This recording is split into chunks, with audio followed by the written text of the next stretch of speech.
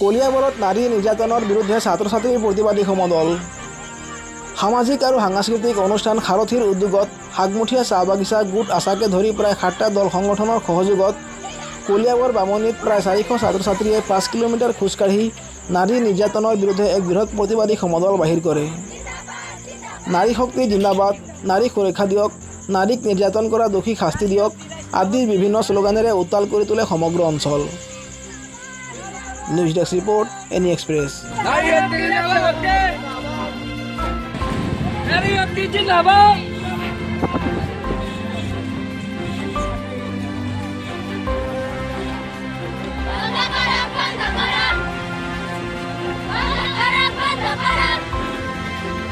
হয়, বৰ্তমান দেশৰ লগতে ৰাজ্যত যি ধৰণে নাৰীৰ ওপৰত নিৰ্যাতন চলি আছে, এই নিৰ্যাতনৰ প্ৰতিবাদ স্বৰূপে আচলতে ঠিক প্ৰতিবাদ বুলি ক'ব নোৱাৰি, আমি বৃহত্তৰ বামুণী অঞ্চলত সাৰথীৰ উদ্যোগত আৰু বিভিন্ন আটচাকে আদি কৰি বিশ্ব হিন্দু পৰিষদ এনেকৈ ধৰে আমি প্ৰায় 7টামান সংগঠন লগ হৈ আমি বামুণী অঞ্চলত এক সজাগতা সৃষ্টি কৰিবলৈ আমি চেষ্টা কৰিলোঁ।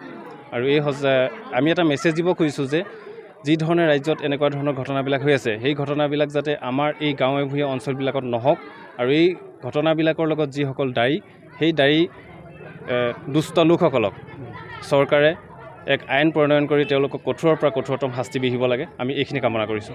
শেহতীয়াকৈ দেখিবলৈ পোৱা গৈছে যে কেইজনমান শিক্ষকো ইয়াত সাঙুৰ খাই পৰিছে এই নিৰ্যাতনৰ ক্ষেত্ৰত। শেহতীয়াকৈ এই ক্ষেত্ৰত কি ক'ব শিক্ষক আৰু ছাত্ৰৰ মাজত? হয়, আপুনি ভাল কথাই সুধিছে। আচলতে শিক্ষক আৰু চাকৰিয়াল বুলি ক'লে এটা বেলেগ দুটা কথা আছে। গতিকে শিক্ষক সেইসকল হ'ব যাক ছাত্ৰ ছাত্ৰীয়ে শ্ৰদ্ধা কৰে, যাক দেখিলেই আমাৰ মূৰটো দুখ খাই আহে, সেইসকলহে শিক্ষক। যিসকলে কেৱল দৰমহাৰ কাৰণে, পইচাৰ কাৰণে কেৱল আহি নিজৰ চহীটো মাৰি আকৌ গুচি যায়, তেওঁলোকক আমি শিক্ষক বুলি ক'ব নোৱাৰোঁ। গতিকে যিসকল শিক্ষকৰ কথা আপুনি সুধিছে, সেইসকল শিক্ষকৰ শাৰীত নপৰে বুলি আমি ক'ব খোজোঁ আজি এই সাৰথীৰ মঞ্চৰ পৰাই।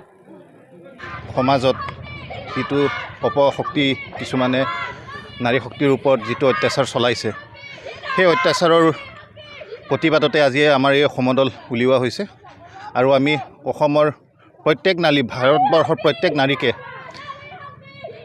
নিজৰ ওপৰত চলা অত্যাচাৰৰ বিপৰীতে প্ৰতিবাদ তথা তেওঁলোকৰ সাম্য জ্ঞানৰ যি বুদ্ধিমত্তাক তেওঁলোকৰ সপক্ষে ব্যৱহাৰ কৰিবৰ বাবে মই অনুৰোধ জনাইছোঁ। আমি এটাই কথা, নাৰী অত্যাচাৰ, নাৰী নিৰ্যাতন, নাৰীৰ ওপৰত ধৰ্ষণ ইত্যাদি বন্ধ হ'ব লাগে।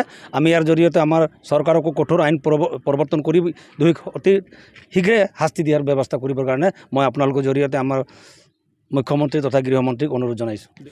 মই ভাবোঁ তেনেকুৱা শিক্ষক যদি কৈছে, শিক্ষক নহয়, তেওঁ মানৱ নহয়, তেওঁ দানৱহে। গতিকে মই তেনেকুৱা শিক্ষক হওক বা যোনেই হওক, ABCD যি হওক, যোনেই হওক, যোনে শাস্তি যি ভুল কৰিব তাৰ বাবে কঠোৰ আইন প্ৰৱৰ্তন কৰি অতি শীঘ্ৰে ফাষ্ট ট্ৰেক আদালতত বিচাৰ হ'ব লাগে। আৰু ৰাইজে যাতে শিকক। আমাৰ ভাৰতবৰ্ষৰ আইনটো মই নকওঁ আৰু ইমান দীঘলীয়াকৈ নকওঁ, কিন্তু আমাৰ যিটো আইন আছে, আইনৰ সুৰুঙা দি মানুহে বহুত গেপ পাই যায় আৰু বাচি যায়। গতিকে মই ভাবোঁ এইবিলাক আৰু ইমান চাব নালাগে। 10, 15, 20, 1 মাহৰ ভিতৰত এইবিলাক উচিত তদন্ত কৰি, আমাৰ ভাৰতবৰ্ষৰ বিভিন্ন টেকন'লজি আছে, 1 মাহৰ ভিতৰত এইবিলাক সুবিচাৰ কৰি 1 মাহৰ ভিতৰত ফাঁচি দিলে এজনক দিয়াৰ লগে লগে আমাৰ গোটেই দেশখনে ইয়াৰ প্ৰতি সজাগতা হ'ব আৰু এনে জঘন্য অপৰাধ কৰিবলৈ বাধ্য নহ'ব।